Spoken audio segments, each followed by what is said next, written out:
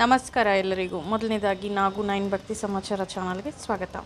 ಇವತ್ತಿನ ಸಂಚಿಕೆಯಲ್ಲಿ ಮನಿ ಮಂತ್ರ ವಿಷಯದಲ್ಲಿ ನಿಮ್ಮ ಮುಂದೆ ತುಂಬ ಇಂಪಾರ್ಟೆಂಟ್ ಚರ್ಚೆಯನ್ನು ತಂದಿದ್ದೀನಿ.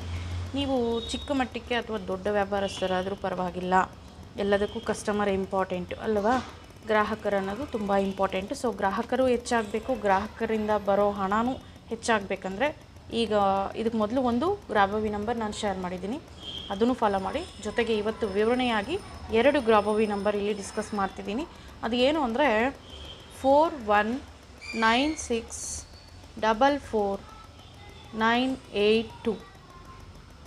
ಈ 4196444982 ಅನ್ನೋದು ಗ್ರಾಹಕರನ್ನ ಹೆಚ್ಚು ಮಾಡುತ್ತೆ, ಜೊತೆಗೆ ಗ್ರಾಹಕರಿಂದ ಹಣನೂ ಹೆಚ್ಚು ಬರೋದಕ್ಕೆ ಅವಕಾಶ ಮಾಡಿಕೊಡ್ತದೆ. ಪ್ರತಿನಿತ್ಯ ನೀವು ಬರಿಬೇಕು. ಅಟ್ಲೀಸ್ಟ್ ಶಾಪಲ್ಲಿ ಕೂತ್ಕೊಂಡ ತಕ್ಷಣ 11 ಟೈಮ್ಸ್ ನೀವು ಬರ್ಕೊಳ್ಳಿ. ಒಂದು ಪೆನ್ನು ಬುಕ್ಕು ನಿಮ್ಮ ಜೊತೆನೇ ಇಟ್ಕೊಂಡಿರಿ, 11 ಟೈಮ್ಸ್ ಬರೀರಿ.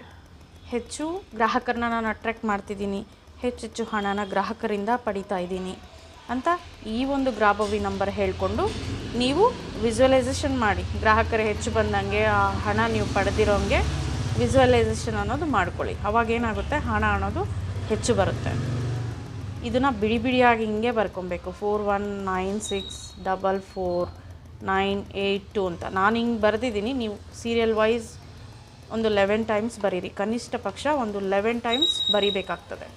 ಓಕೆ, 4196444982 ಅಂತ.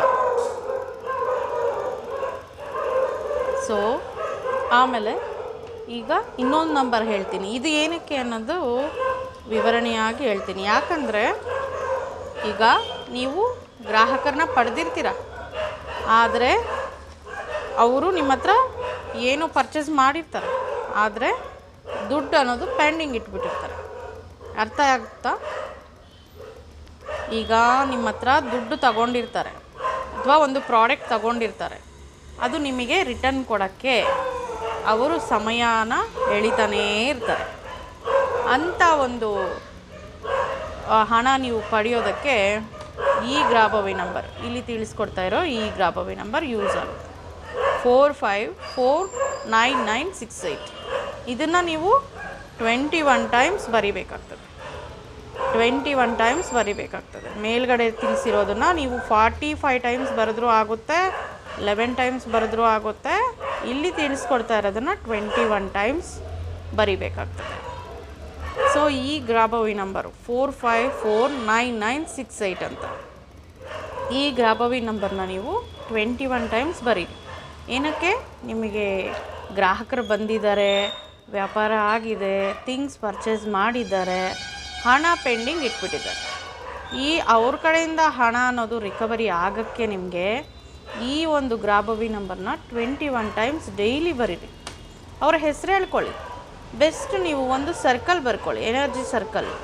ಗ್ರೀನ್ ಪೆನ್ನಲ್ಲಿ ಬೇಕಿದ್ದರೂ ಮಾಡ್ಕೋಬೋದು. ಈ ಮನಿ ಪರ್ಪಸ್ಗೆ ಗ್ರಾಹಕರಿಗೆ ನೀವು ಬ್ಲೂ ಪೆನ್ನು ಯೂಸ್ ಮಾಡ್ಬೋದು, ಗ್ರೀನ್ ಪೆನ್ನು ಯೂಸ್ ಮಾಡ್ಬೋದು. ಮಧ್ಯದಲ್ಲಿ ಅವರೆಷ್ಟು ಹಣ ಕೊಡಬೇಕೋ ಅಷ್ಟು ಮಧ್ಯದಲ್ಲಿ ಬರ್ಕೊಳ್ಳಿ. ಮೇಲ್ಗಡೆ ಅವರ ಹೆಸರು, ಕೆಳಗಡೆ ಈ ಒಂದು ಗ್ರಾಬವಿ ನಂಬರ್ ಇಲ್ಲಿ ತೋರಿಸ್ಕೊಡ್ತಾ ಇದ್ದೀನಿ ನೋಡಿ, 454996 ಅಂತ ಕೆಳಗಡೆ ಬರಿಬೇಕು. 454996 ಅಂತ. ನಾನಿಲ್ಲಿ 99 ಅಂತ ಹೇಳ್ತಿದ್ದೀನಿ ಅಷ್ಟೇ, ಬಟ್ ನೀವು ಹೇಳೋವಾಗ 454996 ಅಂತಲೇ ಹೇಳಬೇಕು.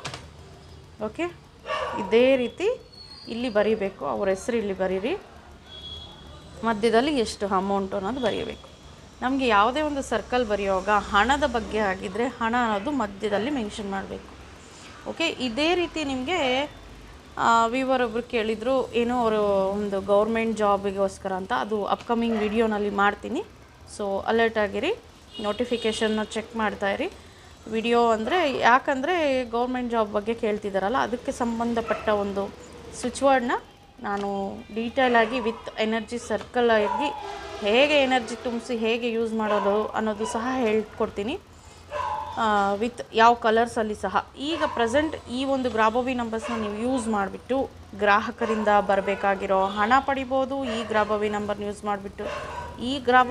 ಯೂಸ್ ಮಾಡಿಬಿಟ್ಟು ಗ್ರಾಹಕರನ್ನೂ ಹೆಚ್ಚು ಮಾಡ್ಕೋಬೋದು, ಹಣನೂ ಹೆಚ್ಚು ಪಡಿಬೋದು. ಅಂದರೆ ಆರ್ಡರ್ಸು ಹೆಚ್ಚಾಗುತ್ತೆ, ಹಣನೂ ಹೆಚ್ಚಾಗಿ ಬರಲಿಕ್ಕೆ ಅವಕಾಶ ಆಗುತ್ತೆ.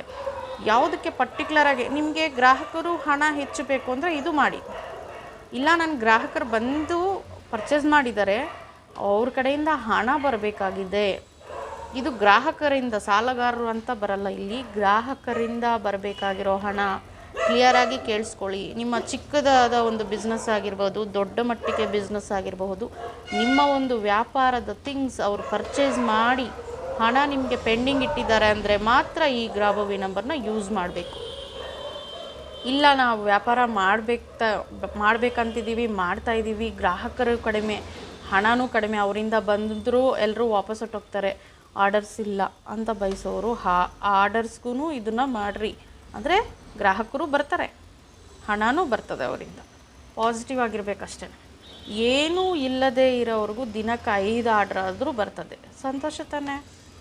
ಏನೂ ಆರ್ಡ್ರೇ ಇಲ್ಲ ಅಂದಿರೋವ್ರಿಗೂ 5 ಆರ್ಡ್ರ್ ಆದರೂ ಬಂದರೆ ಇದು ವರ್ಕ್ ಆಗ್ತಾ ಇದೆಯಾ ಇಲ್ವಾ ಇಮ್ಯಾಜಿನ್ ಮಾಡ್ಕೊಳ್ಳಿ. ಸೊ ನೀವು ಇಲ್ಲಿ ಅದನ್ನು ವರ್ಕ್ ಮಾಡಿ ನೋಡಬೇಕು ರಿಸಲ್ಟ್ ಅನ್ನೋದು. ಹಾಗೆ ಬಾಯಿ ಮಾತಲ್ಲಿ ಹೇಳ್ಕೊಂಡ್ರೆ ಆಗಲ್ಲ, ಪ್ರಯೋಗಪೂರ್ವಕವಾಗಿ ನೀವೆಲ್ಲವನ್ನು ಮಾಡಿ ಆಮೇಲೆ ರಿಸಲ್ಟ್ ನೋಡಬೇಕು.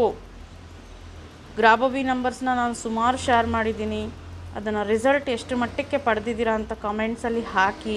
ಪ್ರಯೋಗಪೂರ್ವಕವಾಗಿ ಪ್ರಯತ್ನ ಮಾಡಿರೋರು ಮಾತ್ರ. ಸಿಲ್ಲಿಯಾಗಿ ನಮ್ಗೆ ಅದು ವರ್ಕ್ ಆಗ್ತಾಯಿಲ್ಲ, ಇದು ವರ್ಕ್ ಆಗ್ತಾಯಿಲ್ಲ ಅಂತ ಯಾವುದ್ರ ಮೇಲೇನೂ ಹೇಳಬಾರ್ದು. ಯಾಕಂದರೆ ಒಂದು ಅರ್ಥ ಇಲ್ಲದೆ ಒಂದು ವಿಷಯನ ನಾವು ನಿಮ್ಮವರೆಗೂ ತರೋದಿಲ್ಲ. ಓಕೆ, ಅದು ಏನೇ ಒಂದು ರಿಸಲ್ಟ್ ಕೊಟ್ಟಿದ್ರೇ ಅದನ್ನು ಎಫರ್ಟ್ ಹಾಕಿ ನಾವು ಪ್ರಯೋಗಪೂರ್ವಕವಾಗಿ ನೋಡಿ ಅದನ್ನು ನಿಮ್ಮವರೆಗೂ ತಂದಿರೋ ಅಂಥದ್ದು. ಸೊ ಯಾವುದೇ ಒಂದು ವಿಷಯ ಅಷ್ಟೇ ನೀವು ಪ್ರಾಕ್ಟೀಸ್ ಮಾಡಬೇಕು, ಇನ್ವಾಲ್ವ್ ಆಗಬೇಕು, ಹೇಳಿರೋ ಮೆಥಡ್ನ ಫಾಲೋ ಮಾಡಿ ಇದನ್ನೆಲ್ಲ ಮಾಡಿ ನೋಡಬೇಕಾಗ್ತದೆ. ಓಕೆ, ಇವತ್ತಿನ ಕಾನ್ಸೆಪ್ಟ್ ಇದ್ದಾನೆ, ಗ್ರಾಹಕರು ಹೆಚ್ಚು ಮಾಡೋದು, ಗ್ರಾಹಕರಿಂದ ಹಣ ಹೆಚ್ಚು ಮಾಡೋದು. ಸಪೋಸ್ ಗ್ರಾಹಕರು ಬಂದು ಪ್ರಾಡಕ್ಟ್ ಪರ್ಚೇಸ್ ಮಾಡಿ ಹಣ ಕೊಟ್ಟಿಲ್ಲ ಅಂದರೆ ಅವರಿಂದ ರಿಟರ್ನ್ ಪಡೆಯೋದು, ಹಿಂಪಡೆಯೋದು ಅಂತ. ಈ 2 ಗ್ರಾಬವಿ ನಂಬರ್ಸು ನಾನು ಡಿಸ್ಕ್ರಿಪ್ಷನಲ್ಲಿ ಕ್ಲಿಯರಾಗಿ ಕೊಟ್ಟಿರ್ತೀನಿ. ಅದನ್ನು ತಗೊಂಡು ಯೂಸ್ ಮಾಡಿ ಪ್ರಯತ್ನಪೂರ್ವಕವಾಗಿ ರಿಸಲ್ಟ್ ನೋಡಿರಿ. Thank you for watching.